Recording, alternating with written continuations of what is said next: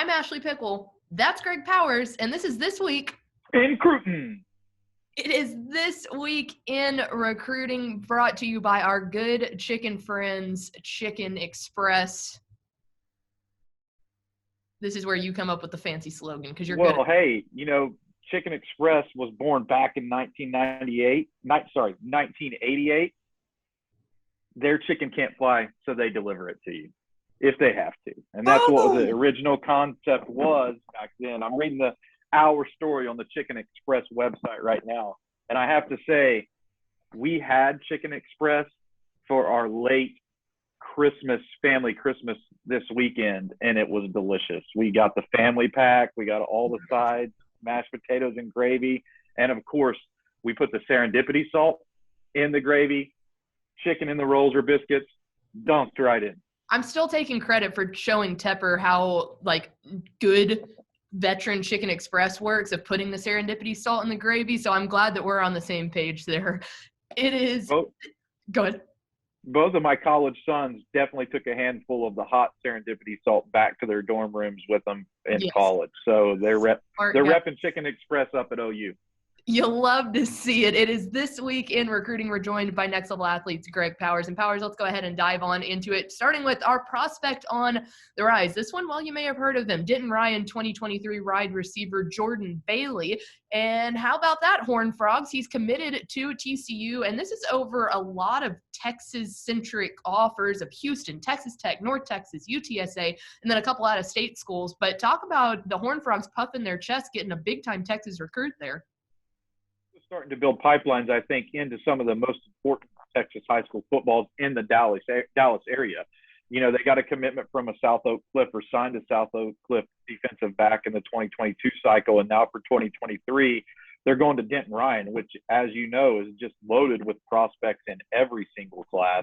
And Jordan Bailey is one of the best in the area. I like him best as a slot wide receiver, but that's not solely what he does within their offense. They split him out wide. They find ways to get him the football.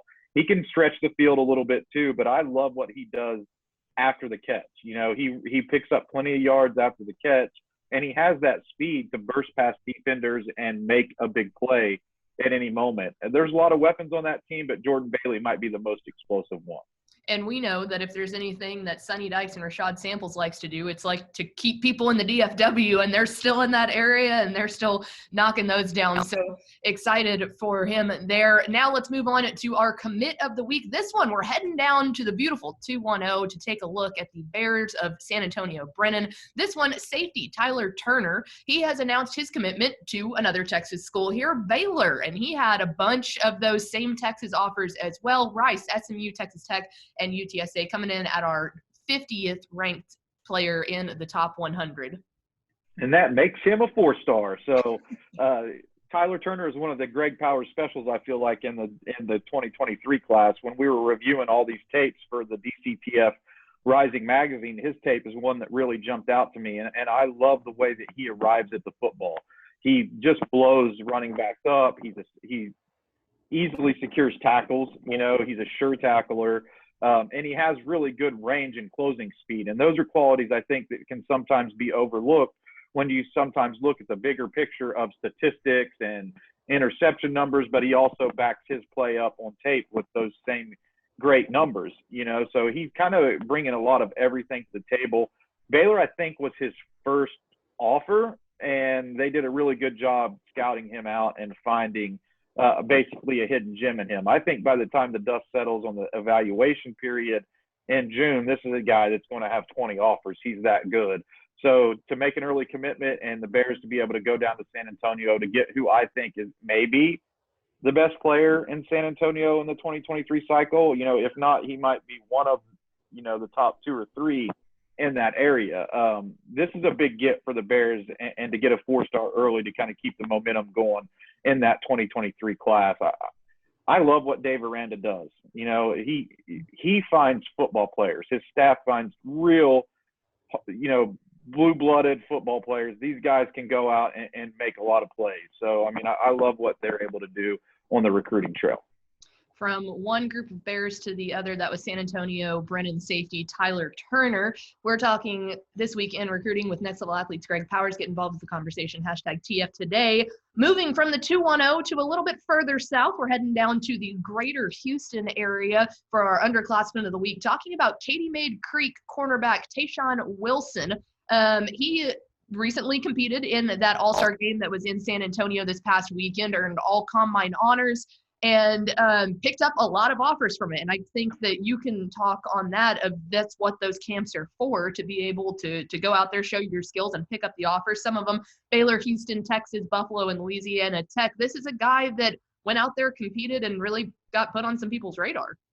Yeah, I really like his tape as well. He's one of these guys who's a shade under, he's listed at 5'9", but he plays much bigger. He's not afraid to come up and be very aggressive in coverage, take chances, press the action. And he's another 2023 guy who is really going to start making some waves, I think, very soon. And I'll give a little true story on his recruitment. As we sent out invites for the Next Level Athlete Showcase in Houston, and he was the first person to sign up. That tells you a little bit about his competitive spirit, and that he's wanting to come out and try to put his name on the map, right? And we sent out probably 40 or 50 in that first wave, and he was like, boom, I'm in, I'm there.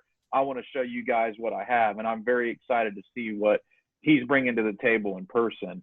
I love his aggressive nature. Texas has already extended him an offer, so, I mean, you can start to see that some big P5 schools are going to be coming around on him, and I think he's going to be one of these guys who continues to make waves and pick up attention as schools find out more about him and get to see him in action. I think he also plays on one of the best 7-on-7 teams, so he's a guy who's going to be out there and catch a lot of eyes in the next couple of months. I mean, hey, if one combine's working for you, might as well keep signing up for him. You hit gold there. Let's move on now to our recruit of the week. This one, a name that if you haven't heard before, you might be living under a rock. Let's talk about Austin Westlake 5-star quarterback Cade Klubnik, who, I mean, we've talked about for all the years that he's been at Westlake. He caps off just an unbelievable career by getting that All-American Bowl Player of the Year with the 3-touchdown performance in Saturday's game. And what's crazy about watching Cade Klubnik play is every time I think I'm going to walk away not saying, wow, that was the most impressive performance. And he just keeps doing it. It doesn't matter how many times you watch him play in person. Yeah, no doubt. And, one more chance to say his name. I mean, you want to not to try to repeat players for some of these honors, right? You want to try to spread it around. But when you go on national television and you have a 3-touchdown performance, you are named the All-American Player of the Year. You're coming off of a state championship game where, he didn't win offensive MVP in that game, but he was the guy that was throwing Jaden Greathouse all those balls to pick up all the stats there. So, I mean, if it wouldn't have been for Jaden Greathouse's extremely impressive performance, it would have been Cade Klubnik that won that award. And while I'm talking, I'm trying to kind of quickly count how many times he's been featured in this notebook, and I'm into July and he's already been featured 3 times. So you're talking about a guy who's actually made this notebook, and we've been able to discuss multiple times this season. He's already at Clemson now, starting his college career. And one thing that I really am interested to see is, will he be able to push for that starting job in year one? I think a lot of people who have broken down his performances and his attributes over the last, 2 seasons at Austin Westlake would look at him and say, hey, he's probably a guy who needs to add some weight to his frame or get some lead in his britches to get out there and compete with the college guys. But don't sleep on him. He is an extreme competitor. I don't think that he really necessarily needs to do anything different to go in there and push for a starting position in year one. He's so smart. He's so cerebral. The players will naturally gravitate towards his leadership abilities, and I think that's what's going to give him a leg up. If he doesn't win the starting job in year one, he's instantly going to make that quarterback room better. And I think he's going to push that starting quarterback, because when you know that Cade Klubnik is behind you, there's no room for error because he's coming for your spot. And I think that's going to make Clemson an all-around better program just for having him. Absolutely. And that's something that I can talk on too, just from being a person that has interviewed him on Bally many times throughout the years. A lot of players like that who get that much coverage consistently, it's kind of like, oh man, another interview. It felt like every single time I went to interview that kid, he was so grateful for the coverage. He was excited to do it. And not to talk about himself, to talk about his team. He was the first one to say, those O linemen, they deserve all the credit. And so I'm excited for him with all the success he's had so far, and excited to watch his career in Clemson. And I think everyone in the state is rooting for his success there. And tallying it up, he was the Elite 11 MVP. He is a two-time state championship winner. He's now the All-American Bowl MVP. Everywhere he goes, he makes waves. And I was counting since January 20th, 2021, where he made his first appearance in This Week in Texas High School Football Recruiting Notebook. He won 6 awards this year. So we featured him 6 different times throughout the course of 1 year. And I'm going to say that's probably a record too. So he's a 5-star. He's got all the accolades. Absolutely. Well, before I let you go, I do want to give you a chance to talk about, you mentioned it earlier when we were talking about Taishan Wilson, that it seems like the Next Level Athlete Top 100 Showcase is in Houston on this Saturday, correct? Yeah, this Saturday at Barbers Hill High School. It's going to be Saturday morning. The event kicks off at 10 a.m. It's going to feature some of the area's top prospects, like we do every year. And what I love about the camp is that we give the under the radar guys a little bit of chance to shine, and they won't stay under the radar long once they get out and people start finding out about who they are, So it's mostly Houston area prospects, but some from Austin and San Antonio, and of course East Texas will also be there. And I'm looking forward to a fun event again this year. Absolutely. It is always fun and a great event that y'all put on. So best of luck with that. He is Greg Powers. You can follow him on Twitter at GPowersScout. Follow him, Next Level Athlete, on Twitter at NextLevelD1 to keep up with all of that Top 100 Showcase they've got going on this weekend. Powers, appreciate it, and we'll do it again next week. I think Tepper will be back next week. So, man, we'll see y'all then. It would be nice to get the whole crew back together. Absolutely. Talk to you later, man.